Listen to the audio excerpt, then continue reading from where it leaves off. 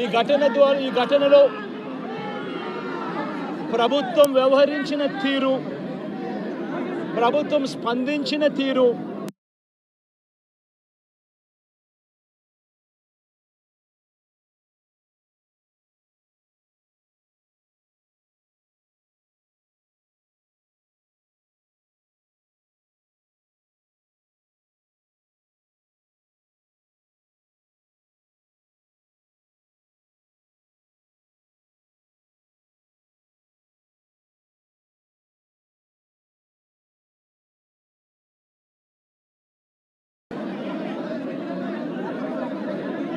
జరిగిన ఈ ఘటనలో ప్రభుత్వం వ్యవహరించిన తీరు, ప్రభుత్వం స్పందించిన తీరు సాయంత్రం 4 గంటలకు హోంమంత్రి వచ్చి ప్రెస్ మీట్ను అడ్రస్ చేస్తూ తాను మాట్లాడినప్పుడు కూడా సహాయానికి సంబంధించి పర్యవేక్షించడానికి తాను అనకాపల్లికి వెళ్తున్నాను అన్న మాటలు వాళ్ళ నోట్లో నుంచి రాలేదు.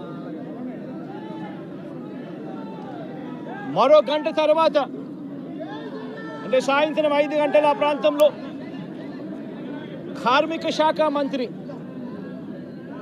ఎవరి పరిధిలోకి వస్తుందో, ఈ డైరెక్టర్ ఆఫ్ ఫ్యాక్టరీస్ అనేది ఎవరి పరిధిలోకి వస్తుందో, ఈ కార్మిక శాఖ మంత్రి కూడా ప్రెస్ మీట్ పెట్టి ఎంతమంది చనిపోయారో తెలియలేదు అన్నాడు. వివరాలు లేవు అని మాట్లాడతాడు. తాను కూడా హుటాహుటిన అక్కడికి వెళ్ళాలి అనే తాపత్రయం కూడా చూపించడు. ఘటన జరిగిన తర్వాత ఘటన స్థలానికి కలెక్టర్ ఎప్పుడు పోయాడు, అధికారులు ఎప్పుడు పోయారు, కమిషనర్ ఎప్పుడు పోయారు అన్నది ఒక్కసారి గమనిస్తే ఇంకా బాధ కలిగించే అంశాలు. అధికార పార్టీకి సంబంధించిన నాయకులు ఎప్పుడు పోయారు అని చూస్తే ఇంకా బాధ కలిగించే అంశాలు. కనీసం ఘటన జరిగితే కనీసం అంబులెన్స్ను కూడా కనీసం మొబిలైజ్ చేసి ఆ ప్రాంతానికి తీసుకుని రాని పరిస్థితి. బాధితులు ఎవరైతే ఉన్నారో వాళ్ళందరినీ కూడా కంపెనీకి సంబంధించిన బస్సుల్లో తీసుకొస్తా ఉన్నారు, హాస్పిటల్లోకి తీసుకొని పోయే పరిస్థితి. నేను ఒకసారి తేడా గమనించమని అడుగుతా ఉన్నా. ఇలాంటి ఘటనే ఒకసారి మా ప్రభుత్వ హయాంలో కూడా జరిగింది. ఎల్జీ పాలిమర్స్ అనే ఘటన జరిగింది. కోవిడ్ మహమ్మారి ఉన్న సమయం అది. మేలో జరిగింది. మే 2020 ప్రాంతంలో జరిగింది. ఒకవైపున కోవిడ్ మహమ్మారి ఉన్నప్పటికీ కూడా ప్రభుత్వం ఎలా పలికింది, ఎలా స్పందించింది అని ఒక్కసారి కంపారిజన్ చేయాలి. ఆ ఘటన తెల్లవారుజామున రాత్రి 3:40 తెల్లవారుజామున 3:40కి ఆ ఘటన జరిగితే, తెల్లవారుజామున 3:40కి ఆ ఘటన జరిగింది. పట్టపగలు కాదు. జరిగితే 5 గంటలకల్లా కలెక్టర్ స్పాట్లోకి వెళ్ళాడు, కమిషనర్ స్పాట్లోకి వెళ్ళాడు. అంబులెన్స్ని అప్పటికే ముమ్మరంగా మోహరించేసాయి. గవర్నమెంట్ అంబులెన్స్ అన్నీ కూడా తీసుకొచ్చాయి. ప్రతి బాధితునికి కూడా తోడుగా ఉండే కార్యక్రమం జరిగింది. 6 గంటలకల్లా వైఎస్ఆర్ కాంగ్రెస్ పార్టీకి సంబంధించిన సీనియర్ నాయకులందరూ కూడా స్పాట్ మీదకి వెళ్ళారు, తోడుగా ఉండే కార్యక్రమం చేశారు. అదే రోజు 11 గంటలకల్లా, మధ్యాహ్నం కూడా కాదు, మధ్యాహ్నం కాకమునిపే 11 గంటలకల్లా ఏకంగా ముఖ్యమంత్రి అంటే నేనే ఏకంగా స్పాట్లోకి నేనే రావడం జరిగింది. స్పందించిన తీరు గమనించమని అడుగుతా ఉన్నా. వెంటనే 24 గంటల్లోనే ఏకంగా ₹1 కోటి కాంపన్సేషన్ ప్రకటించిన పరిస్థితులు గతంలో ఎప్పుడు జరగల. ఇట్లాంటి ఘటనలు జరిగినప్పుడు గవర్నమెంట్ ఎప్పుడూ కూడా రెస్పాన్సిబిలిటీ తీసుకొని, గవర్నమెంట్ ఎప్పుడూ కూడా బాధితుల పట్ల సానుభూతితో ఎప్పుడూ వ్యవహరించాల. ఇంతగా వ్యవహరించిన పరిస్థితులు ఎప్పుడూ లేవు. మొట్టమొదటిసారిగా ₹1 కోటి కాంపన్సేషన్ ఇచ్చిన ఏకైక ప్రభుత్వం మొట్టమొదటిగా వైఎస్ఆర్సీపీ ప్రభుత్వమే, మన ప్రభుత్వమే, జగన్ ప్రభుత్వమే ఇచ్చిందని కూడా చెప్పడానికి కూడా సంతోషపడతా ఉన్నాను నేను ఇక్కడ.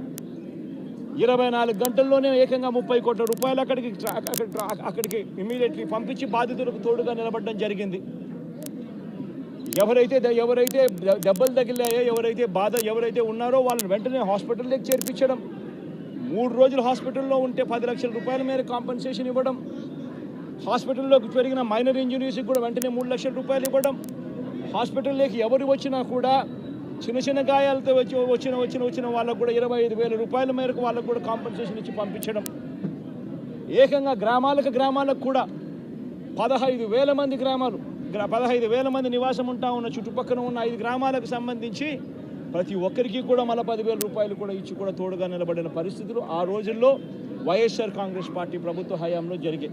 నేను ఇక్కడ ఎందుకు చెప్తా ఉన్నాను అంటే, మనిషి ఒక ప్రభుత్వం అధికారంలో ఉన్నప్పుడు స్పందించే తీరు ఎలా ఉంటుంది అన్నది చాలా ఇంపార్టెంట్. ఈ ఘటనలో చంద్రబాబు నాయుడు గారు ఇక్కడికి వచ్చినప్పుడు ఆయన ప్రెస్ మీట్ చూసి ఆశ్చర్యపోయా. జగన్ హయాంలో జరిగాయి ఘటనలు అని చెప్పి చెప్తాడు, కానీ నేరాన్ని ఇక్కడ నుంచి డైవర్ట్ చేసే కార్యక్రమం చేస్తాడు. కానీ ఆశ్చర్యం ఏమిటంటే, చంద్రబాబు నాయుడు ఇంతకుముందు 2014 నుంచి 19 ఆయన ముఖ్యమంత్రిగా ఉన్నప్పుడు ఆయన హయాంలో జరగలేదా? ఈ ఘటనలు ఇటువంటివన్నీ ఎవరి హయాంలో అయినా కూడా జరుగుతాయి. కానీ జరిగినప్పుడు ఒక ప్రభుత్వం ఎలా స్పందిస్తూ ఉంది అన్నది మోస్ట్ ఇంపార్టెంట్ ఆస్పెక్ట్. ఒక ప్రభుత్వం అన్నది స్పందించేటప్పుడు ఎంపతి చూపించాలి, అంటే సానుభూతి చూపించాలి ప్రజల పట్ల, బాధితుల పట్ల. రెండోది ప్రభుత్వం చేయాల్సింది ఏమిటి అని అంటే రెస్పాన్సిబిలిటీ తీసుకోవాలి. ఈ రెండు కూడా ఆ రోజు వైఎస్ఆర్ కాంగ్రెస్ పార్టీ ప్రభుత్వం చేసింది. ఈరోజు చీఫ్ సెక్రటరీగా ఉన్న నీరబ్ ప్రసాద్ అనే వ్యక్తి ఎవరైతే చీఫ్ సెక్రటరీగా ఉన్నారో ఆయన ఆధ్వర్యంలోనే అప్పుడే ఒక హై లెవెల్ కమిటీ వేసి ఫ్యాక్టరీ సెక్యూరిటీని, పొల్యూషన్ కంట్రోల్ని, ఈ రెండింటినీ కూడా క్రోడీకరించి ఇటువంటి ఘటనలన్నీ కూడా పునరావృతం కాకుండా ఏ రకమైన రిఫార్మ్స్ తీసుకొని రావాలి అని చెప్పి ఆలోచన చేసి కమిటీ స్టడీ చేసి సిఫార్సు చేయమని చెప్పి కూడా ప్రభుత్వం కోరింది. నీరబ్ ప్రసాద్ అనే ప్రస్తుత చీఫ్ సెక్రటరీ గారు అప్పట్లో కమిటీ హెడ్గా ఉండి తాను కూడా రిపోర్ట్ కూడా ఇచ్చాడు. ఆ రిపోర్ట్ ఆధారంగా ఆగస్టు 2020లోనే జీవో కూడా ఇష్యూ చేసి ఒక ప్రాపర్ ప్రోటోకాల్ను తీసుకొని రావడం జరిగింది. ఆ ప్రోటోకాల్ ఏమిటి అని అంటే, అన్ని రెగ్యులేషన్స్ డిఫరెంట్ సైలోస్లో కాకుండా అన్ని క్రోడీకరించి ఒక చోటుకు తీసుకొచ్చే కార్యక్రమం జరిగింది. ఫ్యాక్టరీ సేఫ్టీకి సంబంధించిన ప్రోటోకాలు, పొల్యూషన్ కంట్రోల్కి సంబంధించిన ప్రోటోకాలు అన్నిటినీ కూడా కలిపి ఒక ప్రోటోకాల్ తీసుకొని రావడం జరిగింది. ఆ ప్రోటోకాల్లో ముఖ్యమైనది ఏమిటి అని అంటే, మొట్టమొదటిసారిగా ప్రతి కంపెనీ కూడా వాళ్ళకి సంబంధించిన సెల్ఫ్ కంప్లయన్స్ రిపోర్ట్ అనేది ఒకటి ఇవ్వాలి అనేది దాంట్లో ముఖ్య ఉద్దేశం. ఒకవేళ సెల్ఫ్ కంప్లయన్స్ రిపోర్టు తయారు చేసే కార్యక్రమంలో ఆ కంపెనీకి నైపుణ్యత లేకపోతే థర్డ్ పార్టీ అక్రిడిటెడ్ ఏజెన్సీని కూడా గవర్నమెంటు అందుబాటులోకి తీసుకొచ్చింది. వీళ్ళ ద్వారా మ్యాండేటరీగా ప్రతి కంపెనీ సెల్ఫ్ కంప్లయన్స్ రిపోర్ట్ అనేది మ్యాండేటరీగా ఇవ్వాలి. ఇచ్చిన తర్వాత ఆ కంప్లయన్స్ రిపోర్టు నిజంగా ఉందా లేదా, నిజంగానే వాళ్ళు ఇవన్నీ ఉన్నాయా లేదా, ఇవి కాక ఇంకా ఫర్దర్గా వాళ్ళు ఏమైనా చేయాల్సినవి ఏమన్నా ఉన్నాయా లేదా అన్నది నిర్ధారించడానికి కోసం ఒక కమిటీ ఇన్స్పెక్షన్ కూడా చేయాలి. ఆ కమిటీలో కూడా అన్ని డిపార్ట్మెంట్స్కి సంబంధించి, అంటే pollution control department, boiler security department, రియాక్టర్స్కి సంబంధించి, ఎలక్ట్రిసిటీకి సంబంధించి, ఫైర్కి సంబంధించి అన్ని డిపార్ట్మెంట్లు క్రోడీకరించి వాళ్ళు ఇన్స్పెక్షన్ కూడా చేస్తారు. చేసిన తర్వాత వాళ్ళు కంపెనీ యాజమాన్యానికి ఫర్దర్గా ఇవి చేయాలి అని చెప్పి ఒకవేళ ఏదైనా ఉంటే అవి కూడా వాళ్ళు ఐడెంటిఫై చేసి కంపెనీ యాజమాన్యానికి వాళ్ళు టైం ఇస్తారు, కంప్లై చేయండి అని చెప్పి. అది 15 రోజులు టైం ఇస్తారు. అంటే కంప్లయన్స్ రిపోర్ట్ వచ్చిన తర్వాత మళ్ళీ వీళ్ళు 1 మంత్ లోపల వీళ్ళు ఇన్స్పెక్షన్ చేసిన రిపోర్ట్ వచ్చిన తర్వాత ఆ ఇన్స్పెక్షన్ రిపోర్ట్లో కంపెనీ ఫర్దర్గా ఏమైనా చేయాల్సి ఉంటే మళ్ళీ వాళ్ళకి 15 రోజులు టైం ఇస్తూ వీళ్ళు మళ్ళీ ఒక రిపోర్ట్ అనేది ఇస్తారు. ఆ రిపోర్టును ఆ 15 రోజుల లోపల వాళ్ళు చేసేట్టుగా జాయింట్ కలెక్టర్ ఆధ్వర్యంలో ఒక జాయింట్ కలెక్టర్కు ఆ రెస్పాన్సిబిలిటీ ఫిక్స్ చేసి జాయింట్ కలెక్టర్ ఆధ్వర్యంలో ఆ ఇన్స్పెక్షన్లో వాళ్ళు చెప్పినవన్నీ జరిగాయా లేదా అని మానిటర్ చేసే రెస్పాన్సిబిలిటీ ఆ జేసీకి ఇస్తుంది. ఈ ప్రోటోకాల్, ఈ సిస్టమ్ ఉంది. ఇది ఒక రిఫార్మ్ కింద ఎల్జీ పాలిమర్స్ ఘటన జరిగిన తర్వాత నీరబ్ ప్రసాద్ గారి ప్రస్తుత చీఫ్ సెక్రటరీ గారు హై లెవెల్ ఆయన ఆధ్వర్యంలో హై లెవెల్ కమిటీ చేసిన తర్వాత ఆయన స్టడీ చేసిన తర్వాత ఆయన ఇచ్చిన సిఫార్సులతో ఈ జీవో ఇష్యూ చేసి ఈ ప్రోటోకాల్ అనేది ఎగ్జిస్టెన్స్లో ఉన్న ఈ జీవోను పూచా తప్పకుండా ప్రభుత్వం గన మానిటర్ చేసి ఉండింటే ఇది జరుగుతుందా లేదా అన్నది గన గవర్నమెంట్లో ఉన్న పెద్దలు మానిటర్ చేసి ఉండింటే చాలు ఇటువంటి ఘటనలు మళ్ళీ పునరావృతం కాకుండా ఉండే పరిస్థితి ఉండేది. కానీ అన్ఫార్చునేట్గా ఏం జరుగుతూ ఉంది, వీళ్ళ ప్రభుత్వం వచ్చిన తర్వాత గత 3 నెలలుగా ఏం చూస్తూ ఉన్నాము అని అంటే వీళ్ళ గవర్నెన్స్ మీద ధ్యాస లేదు. వీళ్ళకు ప్రజలకు సూపర్ 6, సూపర్ 7, సూపర్ 10ల పేరుతో వాళ్ళు ఇచ్చిన మాటల మీద వీళ్ళకు ధ్యాస లేదు. వీళ్ళ ధ్యాస అంతా రెడ్ బుక్ పరిపాలన, వీళ్ళ ధ్యాస అంతా రెడ్ బుక్ తెరచడము, ఎవరెవరికి కక్షలు ఉన్నాయో ఆ కక్షలు తీర్చుకునేదానికి గ్రీన్ సిగ్నల్ ఇవ్వడం. ఇది వీళ్ళ పరిపాలన మీద వీళ్ళ ధ్యాస. వీళ్ళు పెట్టాల్సిన ధ్యాస ఇటువంటి రిపోర్ట్ల మీద, ఇటువంటి కంప్లైంట్స్ మీద, ఇటువంటి ఘటనల మీద ఎవరెవరు ఏమేం చేయాలి అని చెప్పి ప్రోటోకాల్ ప్రకారం జరుగుతూ ఉందా లేదా, ఇవన్నీ జరుగుతున్నాయా లేదా అని చెప్పి చూసుకొని గవర్నెన్స్ రెగ్యులర్గా పాలసీ రెగ్యులర్గా జరిగి ఉంటే ఈరోజు ఫ్యాక్టరీస్ పరిస్థితి ఇలా ఉండేది కాదు. ఈరోజు ఈ కార్మికులు చనిపోయి ఉండేవాళ్ళు కాదు. ఈరోజు స్కూళ్ళు బాగుపడి ఉండేటివి. ఇంగ్లీష్ మీడియం టోఫుల్ 3వ తరగతిలోనే టోఫుల్ పీరియడ్ తీసి ఉండేవాళ్ళు కాదు. నాడు నేడు కొనసాగుండేది. గోరుముద్ద కార్యక్రమం బాగా జరుగుతూ ఉండేది. ఇవన్నీ కూడా జరుగుతూ ఉండేటివి. ఒకవైపున స్కూళ్ళు నాశనం అయిపోయాయి, మరోవైపున హాస్పిటళ్ళకి సంబంధించి జనవరి నుంచి రావాల్సిన బిల్లులు, జనవరిలో బిల్లులు ఏదైనా ఉంటే ఫిబ్రవరిలో ఆ బిల్స్ ప్రాసెస్ చేస్తారు, మార్చిలో ఆ బిల్స్కి సంబంధించిన పేమెంట్లు క్లియర్ చేస్తారు. ఆరోగ్యశ్రీ నెట్వర్క్ హాస్పిటల్స్కి సంబంధించి మార్చి 16వ తారీఖున కోడ్ వచ్చింది. ఇక అప్పటి నుంచి జనవరికి సంబంధించిన బిల్లులు పూర్తి జనవరికి సంబంధించినప్పటి నుంచి ఇప్పటిదాకా ఆరోగ్యశ్రీ బిల్లులు నెట్వర్క్ హాస్పిటల్లో ఇవ్వడం లేదు. ఆరోగ్యశ్రీ హాస్పిటల్కు బిల్లులు రావడం లేదు కాబట్టి ఏ పేషెంట్ అయినా హాస్పిటల్కి పోతే ఆ హాస్పిటల్లో ఆ పేషెంట్ డబ్బులు లేక కట్టలేని పరిస్థితిలో, పేషెంట్ అధ్వానమైన పరిస్థితిలో బతుకుతూ ఉన్నాడు. పట్టించుకునే నాతుడు లేడు. పిల్లలకు సంబంధించిన ఫీజు రీయింబర్స్మెంట్ అనే కార్యక్రమం గతంలో వైఎస్ఆర్సీపీ ఉన్నప్పుడు ఏ రకంగా జరిగేది? ప్రతి 3 నెలలకు ఒకసారి, ప్రతి త్రైమాసికం అయిపోయిన వెంటనే ఫీజు రీయింబర్స్మెంట్ కింద విద్యా దీవెన అన్నది ఆ తల్లుల ఖాతాల్లోకి జమ అయ్యేది. ఈరోజు 2 క్వార్టర్స్ అయిపోయాయి, 2 త్రైమాసికాలు అయిపోయాయి. జనవరి, ఫిబ్రవరి, మార్చు, ఏప్రిల్, మే, జూను. ఇప్పుడు 3వ త్రైమాసికం కూడా జూలై, ఆగస్ట్, సెప్టెంబర్ కూడా అయిపోవస్తూ ఉంది దాదాపుగా. ఇంతవరకు పిల్లలకు సంబంధించిన ఫీజు రీయింబర్స్మెంట్ బకాయిలు ఇంతవరకు రూపాయి కూడా ఇవ్వాల. పిల్లల్ని ఈరోజు కాలేజీలలో చేరేటప్పుడు కాలేజీ యాజమాన్యాలు ప్రభుత్వం ఎప్పుడు ఇస్తుందో లేదో తెలియదు, మీరు ఫీజులు కట్టాల్సిందే అని చెప్పి ఒకవైపున ఫీజులు డిమాండ్ చేస్తూ ఉన్నాయి కాలేజీ యాజమాన్యాలు, మరోవైపున పిల్లలకు సర్టిఫికెట్లు మేము మీరు ఫీజులు కట్టకపోతే అని చెప్పి పిల్లల మీద ఒత్తిడి తీసుకొస్తూ ఉన్నాయి కాలేజీలు. పట్టించుకునే పరిస్థితి లేదు. వ్యవసాయం ముమ్మరంగా సాగుతూ ఉంది. రైతులందరికీ కూడా పెట్టుబడి సహాయం కింద 20,000 రూపాయలని ఇస్తానన్నాడు. ఆ పెట్టుబడి సహాయం ఏమైందని రైతు అడుగుతూ ఉన్నాడు. గతంలో కనీసం 13,500 వచ్చేది. ఈరోజు పెట్టుబడి సహాయం కింద 20,000 ఇస్తానన్నాడు. ఇంతవరకు రూపాయి ఇలా పెట్టుబడి సహాయం పోయింది.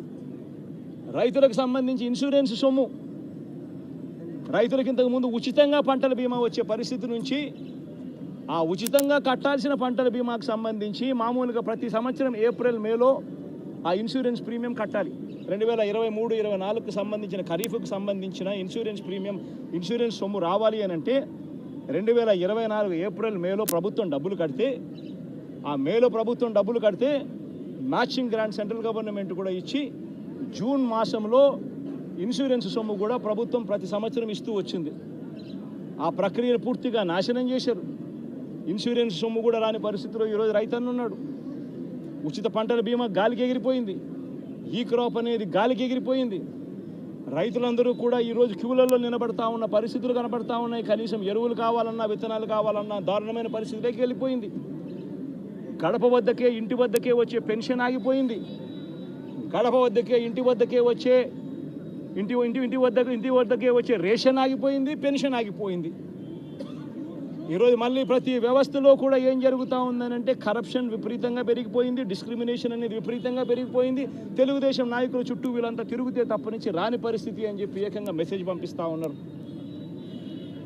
ఈరోజు నిజంగా పాలన అన్నది నిజంగా ఈరోజు ఏం జరుగుతూ ఉందనంటే రోజు కూడా కక్షలు తీర్చుకునే దానికోసము కొట్టడము, చంపడము, ఆస్తులను ధ్వంసం చేయడము కనిపిస్తున్నాయి తప్పనించి పాలనలో ఏదైనా కూడా మంచి చేయాలి, ప్రజలకు మంచి జరగాలి అన్న ఆలోచన, తాపత్రయం ఎక్కడ కూడా కనిపించని అధ్వానమైన పరిస్థితి ఈరోజు మొట్టమొదటిసారిగా రాష్ట్రంలో సాగుతూ ఉంది.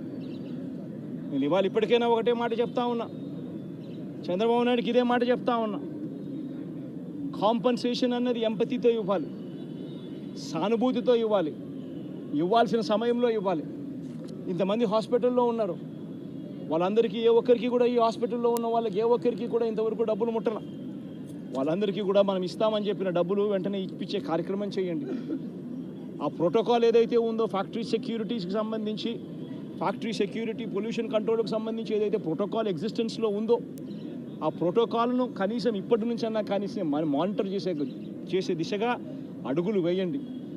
ఇటువంటి మళ్ళీ పునరావృతం కాకుండా చేసే కార్యక్రమాలు చేయండి. ఆ ఫ్యాక్టరీకి సంబంధించి ఏం జరిగిందో లోతైన ఎంక్వైరీ చేయండి.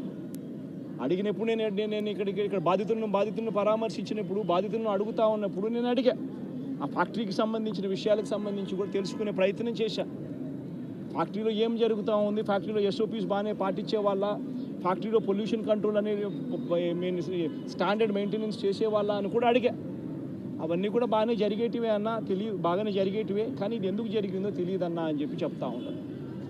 నేను ఫ్యాక్టరీలకు సంబంధించి వాళ్ళని ఏదో యాజమాన్యానికి సంబంధించి ఎవరన్నా కానీ ఆ యాజమాన్యం వాళ్ళు ఏదో తప్పులు పట్టాలని, ఇంకోటి పట్టాలని నేనేం చెప్పడం నా. బట్ లోతైన ఎంక్వైరీ అయితే జరగాలి, ఎందుకు తప్పు జరిగిందో తెలుసుకోవాలి. తెలుసుకొని ఇటువంటి మళ్ళీ పునరావృతం కాకుండా అటువంటివన్నీ కూడా చెక్స్ పెట్టి దాన్ని బ్లాక్ చేయాలి. ప్లస్ ప్రోటోకాల్ ఏదైతే ఎగ్జిస్టెన్స్లో ఉందో దాన్ని ఇంప్లిమెంట్ చేసే కార్యక్రమం జరగాలి. అప్పుడు మిగిలిన ఫ్యాక్టరీలలో కూడా ఆటోమేటిక్లీ ఎప్పుడైతే చెక్స్ అనేటివి ఎప్పుడైతే రెగ్యులర్గా పీరియాడికల్గా జరగడం మొదలు పెడతాయో అప్పుడు న్యాచురల్గా సేఫ్టీ పారామీటర్స్ పెంచడం జరుగుతుంది. సేఫ్టీ పారామీటర్స్ ఎప్పుడైతే పెరుగుతాయో అప్పుడు ఇటువంటి ఘటనలు జరగకుండా పోతాయి. ఇవన్నీ ఖచ్చితంగా చేయాలి. ఇవన్నీ ఖచ్చితంగా చేయకపోతే మాత్రం మేము కూడా ఖచ్చితంగా మరో 2 వారాలు, మరో 3 వారాలు టైం